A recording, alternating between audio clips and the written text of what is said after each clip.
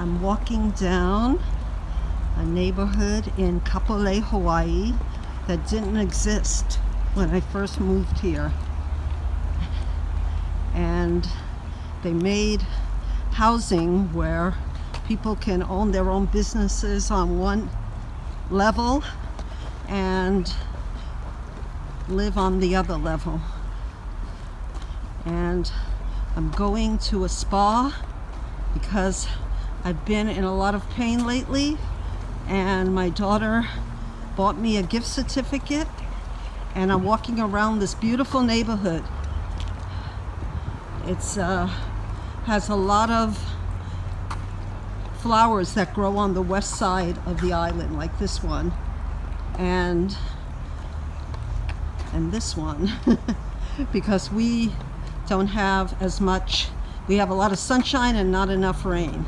So I'm taking a walk before my massage. So I hope you enjoy it. On the other side, it's just like bushes. Okay.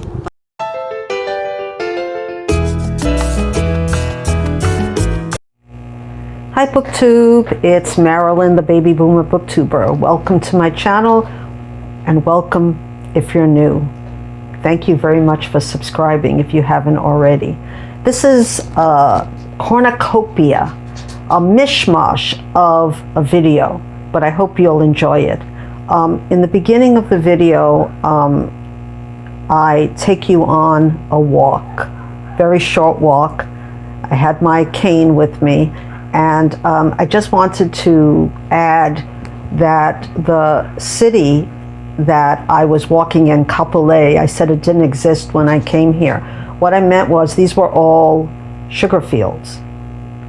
It was a whole sugar plantations and sugar, sugar.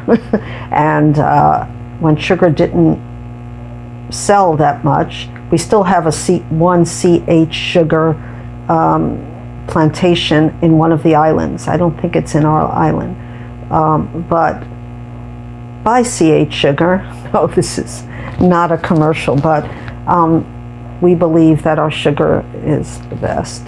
But anyway, now it's a city, and I was walking and showing a little bit of a vlog, though I can't really call it a vlog. Also, if you notice, I'm wearing a little neckerchief. I got it from, not only do I like used books, I like used things.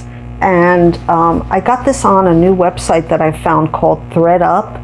And this is, it's either a Laura Ashley or it's another famous brand that I can never afford when it was new. It can't, you have to be careful when you buy used books. You hear that a lot on booktube, because used books, if it says acceptable, usually, it's crap. But, not all the time, but a lot of the times. And this said it was worn. It's supposed to be silk. It doesn't feel like silk. It was washed. So I washed it, and I'm happy with it. It was like $10, and yeah, I'm gonna take it on my trip. Now to the trip. I'm leaving in 2 weeks. I'm going to the Twin Cities to see my children and grandchildren. Well, one granddaughter. And then me and my youngest daughter, my eldest daughter lives there, and my youngest son. It's a little complicated. And my youngest daughter and me and my youngest daughter are going to Paris and Provence. So how could I not reread A Year in Provence by Peter Mayle? And I've heard this on booktube lately, and I read it before, but you know how it is when you're not ready for a book? I didn't know anything about Provence.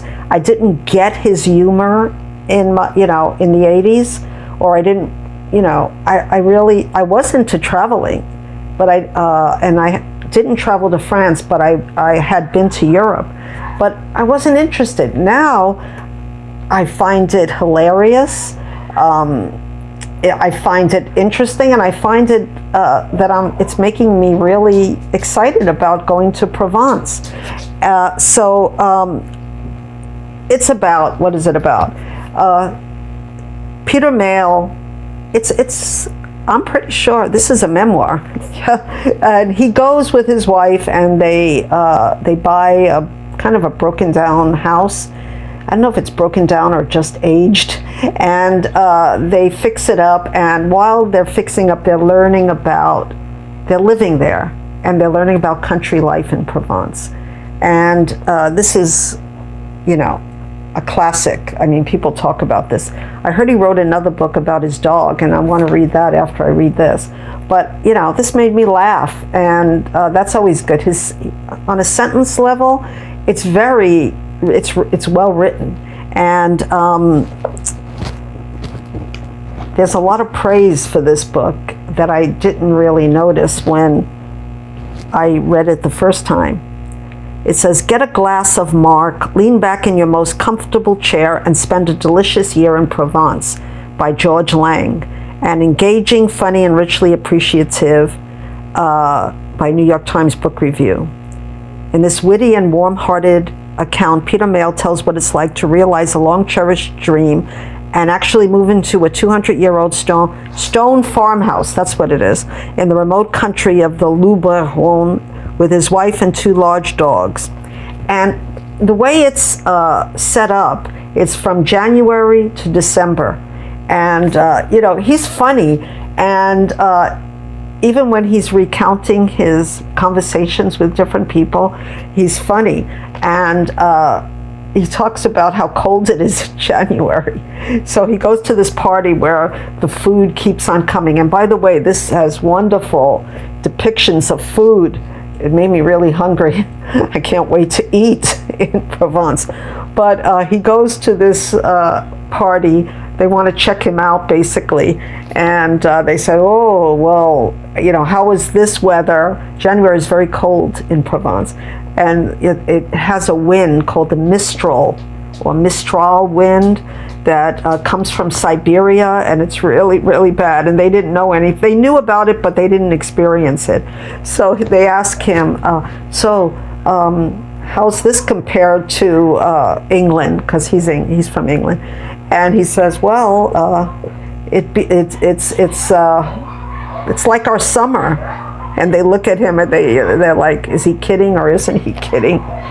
But so he's funny. And that comes across not only in the way he's writing the book, but in his life in Provence. So I really recommend this book. Give it a chance, even if you're not going to Provence in a few weeks. Okay, so what else did I read? Like I said, this is a mishmash of books I read, books I'm still reading, and even a little mail haul. Well, mail that came to me. I'm not hauling, well, I am hauling it. So I finished The Country Girls. I read this whole book with Alba of Seriela and my fellow Boricua from Puerto Rico, who lives in Puerto Rico. And it's 3 novels by Edna O'Brien. And we just finished Girls and Their Married Bliss. And basically the whole trilogy is Edna O'Brien's life and a friend named Baba. And they're from the Irish countryside, and they go to Dublin and have all these adventures. In the third one, Girls in Their Married Bliss, I don't want to spoil it, but I will tell you that it's dark as well as funny. And only Edna O'Brien can pull this off. And in the it starts with the afterword, and I didn't know who was talking. Well, no, it's an afterword after the book is, you think it's finished.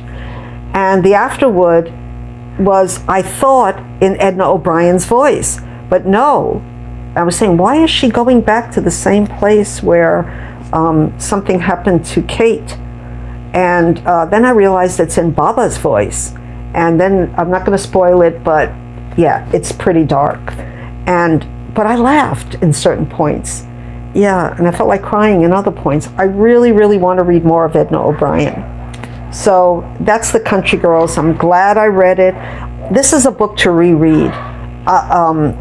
Knowing what I know after reading the whole book, it's written beautifully, and I want to reread it. Okay, so then I picked up The Comfort book by Haig, and this is a library book. And I read it. This is a book you dip in and dip out of, so I can't say I read it from beginning to end. In fact, he says not to read it from beginning to end. It has a lot about depression, so there's triggers in this book. At least it was for me. I've never suffered from deep depression. I mostly suffered from anxiety, but there's a lot of comfort in this book.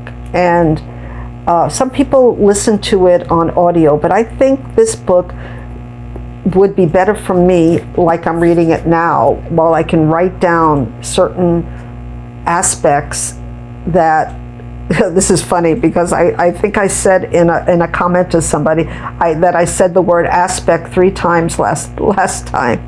Well, I was pretty tired at my last video. It feels like I was dragging, but I'm in a good mood now because I had a massage. But anyway, I really recommend this book. It wasn't perfect for me. There's a lot of Buddhism in it. And my dog right now wants to go out. She's scratching at the door. So I'm going to let my erstwhile partner let her out. Thank you, Jackson. Anyway, so this is The Comfort book by Haig, who also wrote The Midnight Library. And I haven't read that one. I read a book that I've been wanting to read since May or before May. And in fact, I did a response video to Sean of course, he's the famous book maniac. And he did a video about LitHub's books of the summer, of last summer. And of all the books I couldn't get a hold of and wanted to read, Magma by an Icelandic writer, and I'm going to butcher her name, Þóra Hjörleifsdóttir. And it's, I think her name is Matich is the translator. Okay, so first of all, speaking of triggers, trigger warnings, there's a lot in here. Abuse, mental health issues, self-harm. So if any of these things, profanity, sexuality, or I should say sexual situations that might be offensive to some people, don't read it. But if you want to read a book that's poetic, that every mother of a daughter should read so she can protect her daughter against falling into the trap of becoming a victim of relationship abuse at a young age, which is more common than we realize. Okay, so in the beginning, so I did a response video, and let's put it this way, there was singing. Don't ask me why I did that, but I'll have it. If you want to see it, it's down below in the description. It's going to be attached, as they say. So, Legia is in love. She's in love with a brainy guy. She thinks he's too good for her, and she says in the first paragraph that she gave him chlamydia, and I didn't know it would be such a big deal. It's not like it's incurable. No one's going to die. We'll take antibiotics, and then 10 days later it'll be gone. But now he thinks I'm a total slut, and I must be since I've infected people. So, this guy is putting her on a guilt trip, and it gets worse and worse and worse. There's, there's gaslighting. There's isolation, which is part of an abusive relationship. There's put downs, and it gets worse and worse and worse, and she goes into a depression. But the book is written, it's a novella. I read it in one sitting because it's propulsive. It's, like it says here, it's compulsive. Yet, I didn't enjoy the ending. And I won't, of course, spoil it for you. But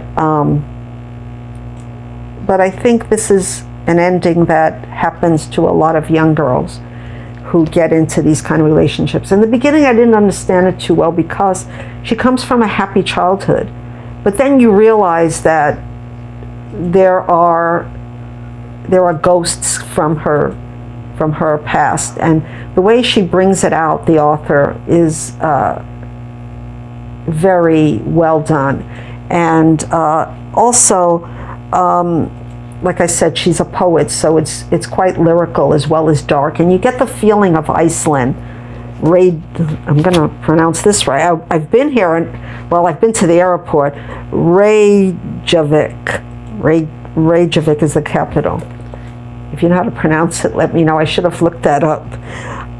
Also, if you happen to look on Goodreads, the art cover is gorgeous. I don't know why they didn't have it. Maybe because it's such a small book, and the art cover is just beautiful. I wish they had it on the regular book.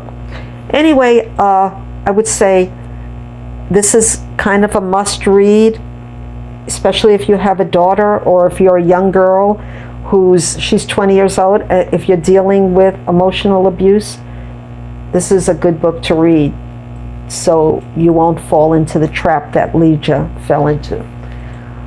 I didn't mean to go on so long, but I guess it hit me more than I thought. The next book I'm going to talk about is a book that was given to me by a publishing company, Jericho Hill, and it's called Cross Country ABC, 1957. And I mistakenly said it was by the Scott sisters, but it was actually put together by one of the Scott sisters, I think, a prolific author, Carol Van Strum. And I really didn't realize I was going to enjoy this little booklet as much as I did. First of all, the year 1957, where I was alive, it brought back, not experiences, because I didn't travel in three teenage girls go on a cross-country trip unchaperoned, first of all. And they headed west from New York in a 1956 Chevy. They name Alfred McNamara. And even though I was only 7 years old when they set on their journey, something about memories of the time, because about a year later or 2 years later, I went to camp. And first of all, there was no interstate highways. I don't know anything about driving. I don't drive. But I know there are interstate highways. And in the beginning, there's Pre-Interstate Highway System 1955. I don't know if you can see it, but there's a lot of open space to travel from. And I was amazed. It says, to Helen and Scotty, brave and trusting parents. You can say that again, and nothing bad happened to them. To me, that was one of the, I kept on saying, don't do this, don't go there. But they even picked up a hitchhiker, which they were, warned against, but they had a good feeling about him. It has wonderful pictures, photos that they took. I mean, if you can look at this, it takes you back to an earlier time of the United States, where people were just maybe nicer, and they went to Disneyland, they went to the Grand Canyon. One thing they said about the Grand Canyon, that it does, if you've seen pictures of it, it's almost like you've been there before. So I don't know if that's true or not, but it's like written in little vignettes where what they ate, they got up. Sunday, July 5th, 14th, Bastille Day, not exactly relevant. I thought that was cute. and we got up and left for showers and church in the valley at 6:30. So, you know, they kept to their religious schedule. They ate a lot of peanut butter sandwiches. They camped out in the, you know, moonlight. It just takes you back to an earlier, safer United States, and I was there for it, let me tell you. So thank you, Precious Bodel, who, I hope I'm saying your name right, who sent me this. And she also sent me another book that Carol Van Strum wrote, A Bitter Fog. I didn't read this book. It's Herbicides and Human Rights, and it's the true story, so sort of a memoir, of people fighting to protect their families and homes from Agent Orange and other poisons sprayed on them from the air. If you're interested in this book, please let me know, and I'll send it to you if you're in the United States. I know that a lot of people are interested in saving our earth, and so am I, but I don't think I'm going to get to this, and I want to send this to someone who will appreciate it more than I would. But thank you to the publisher for sending these two books for me. I really appreciate it. Okay, what am I reading now? All right, I'm still reading Full Dark House, the first novel by Christopher Fowler. And I already got to, and I found this beautiful bookmark that I'm going to keep inside this book from the library. Am I allowed to do that? I guess I am. And I'm already on page 59, and we've just been introduced to the Peculiar Crimes unit. And it was slow going for a while, but now that we're in it, because it goes back and forth, you know, this starts out with one of the two detectives, I think it's May or Bryant and May, I think it's Bryant, who is killed in the first page by a bomb. And it turns out that this has something to do with a case that he was doing in the past. So then we go back to the past, and we go back to the Blitz and how he meets his partner. And yeah, I'm here for it. I'm loving it. It's a little slow, but now it's picking up. And there was a murder, very, very gruesome murder, by the way. That I think I had a nightmare about it last night. Okay, so what else? Is there anything else? Well, first, I got a package from Kelly at Books I'm Not Reading. I'm not going to show you her address to keep her privacy, and also you'll be wanting to write to her and say hello, which she has her way of doing it. I don't think it's her address, but she sent me an Agatha Christie that I didn't have because I'm collecting, and it's Why Didn't They Ask Evans? And they're making I think it's Hugh Laurie from House is going to be in it. I don't know if he's going to be Poirot or if it's even a Poirot, but I heard good things about this book. And so it started when a false step from a misty footpath sent a mysterious stranger plummeting to his death. How was Bobby Jones to know the witnessing the dying man's last words, "Why didn't they ask Evans," would send him on a death-defying chase? So it's in very good condition. I think she got it out of a little library, and she asked me if I wanted it, and I said, yes, I do. I'm collecting Agatha Christie. I haven't read this one, and I'm not going to watch anything until I read it, because I like to read it before I watch an adaptation. And I think it's going to be on BritBox, which I don't have anyway, though I'm thinking of it. So, is that all that I'm doing today? I guess it is. So you can say it was a mishmash cornucopia of a vlog, an unhaul, March wrap up and an April. So far, this is what I'm reading, and I hope you've enjoyed it. And please come back. I'll be here in one form or another, as my partner says. Either I'm going to do a few videos before I leave, or I'm going to try to, well, I am going to try to vlog some stuff. I'm going to Shakespeare and Company for sure. And I hope you've enjoyed this video. And until I see you again, aloha.